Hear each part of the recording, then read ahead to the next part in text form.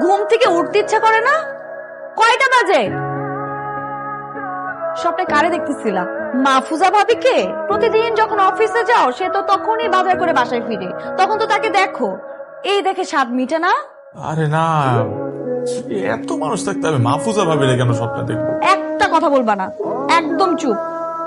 Nadia, pure মা, এই pure মা। এই কি রে, কি সমস্যা কি? সকাল সকাল এরকম সারের মতো করে চিল্লাইতেছো কেন? আর তোমাকে না বলছি পিওর মা পিওর মা পিওর মা বলবে না আমাকে? এগুলো শুনে নিজেকে বুড়ি বুড়ি মনে হয়? আচ্ছা, ওই কলে পানি নাই তো, দারোয়ানরে বলো না একটু পানি ছাড়তে। ও সকাল বেলায় তোমার জ্বালায় যে একটু শান্তিতে কাজ করবো সেটারও কোনো উপায় নাই। আসসালামু আলাইকুম ভাবি। ওয়ালাইকুম আসসালাম। আপনি পানি পেয়েছেন? হ্যাঁ, পরে পাইছিলাম। আচ্ছা শুনেন, এখন থেকে যদি পানি না পান আমার বাসায় চলে আসবেন। আমার বাথরুমে বড় ড্রাম ভর্তি করে পানি ধরে রাখেন, আরামসে শাওয়ার নিতে। ঠিক আছে? জি, আপনার বাসায়? জোকস করছিলাম, কিছু মনে করেন না। ও না না না, কিছু মনে করি নাই। বাবা তুমি আন্টির সাথে কথা বলছো কেন? নানা তোমাকে এই আন্টির সাথে কথা বলতে নিষেধ করেছে। দাঁড়াও মামাকে নিতে আসলে আমি মামাকে সব বলে দিব। আমারে জিজ্ঞেস করতেছিস কেন? তুই অফিসের মালিক, তুই ছাড়া কিভাবে কি? আর তুই অফিসের সিইও, বড় বড় ডিসিশন মেকিং করার রাইট এবং পাওয়ার তোর আছে। তুই আমার একমাত্র বিশ্বস্ত সাইনবোর্ড।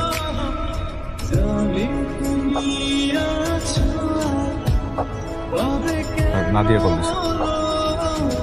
বলো। এই শোনো না, আসার সময় একটু কচুর মুখে নিয়ে এসো তো।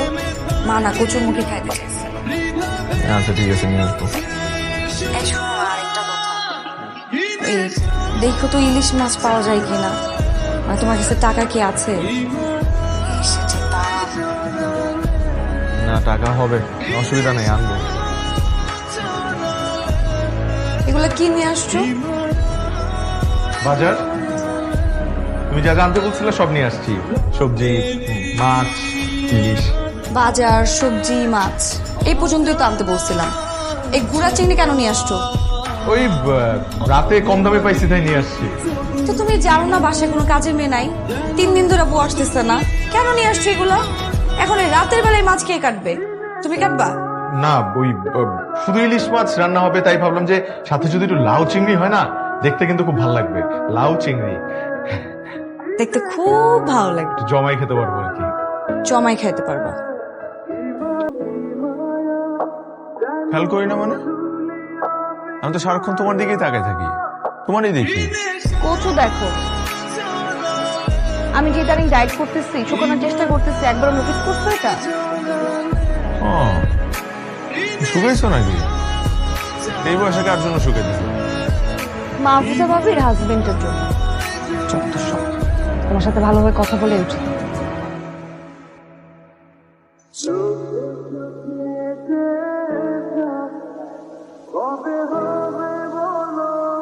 আচ্ছা সরি,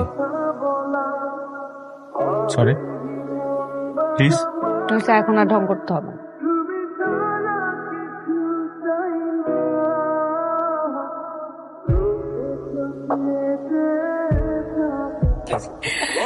আচ্ছা আমি একটা জিনিস বুঝলাম, যখনই তুমি আমাদেরকে নিয়ে খেতে বের হও তখন যে রেস্টুরেন্টে যাই সেই রেস্টুরেন্টই ফাঁকা থাকে। হ্যাঁ রে রাকিব, আমি না এটাও খেয়াল করেছি, মানে যখনই আমরা একসাথে কোথাও খেতে যাই ওই রেস্টুরেন্টে আমরা ছাড়া কোনো কাস্টমারই নাই।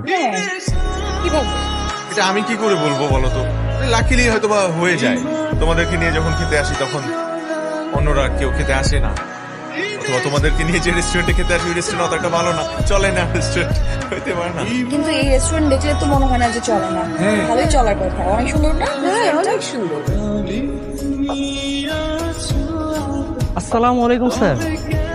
স্যার আপনি এখানে? স্যার সামিউল স্যার এটা কোনো কাজ করলো? ওই কোম্পানির ভেন্ডারের লিস্ট থেকে আমাদের নামটা বাদ দিয়ে দিচ্ছে। স্যার আপনি একটু কথা বলে দেখেন না যদি কিছু করা যায় স্যার। ভাবি মানে একটা সুন্দরী রমণী এসে আমার হাজবেন্ডকে রাস্তায় দাঁড়িয়ে কোটটাই পরাই দিয়ে নিয়ে চলে গেল, মানে এত সহজ। আমি তো আমার হাজবেন্ডকে চিনি তাই না ভাবি? আমার হাজবেন্ড মেয়ে মানুষের আশেপাশে ঘেসতেই পারে না, ঘেসলে 100 রাত দূরে চলে যায় ক্লাব দিয়ে। অফিসের গাড়ির ড্রাইভার সে থাকে, আগেই করছিলাম মাহফুজা ভাবের মাথায় গন্ডগোল আছে।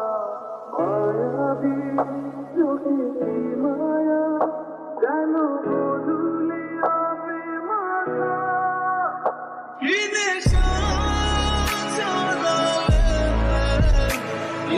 আসসালামু আলাইকুম স্যার। ওয়ালাইকুম সালাম জেরিন।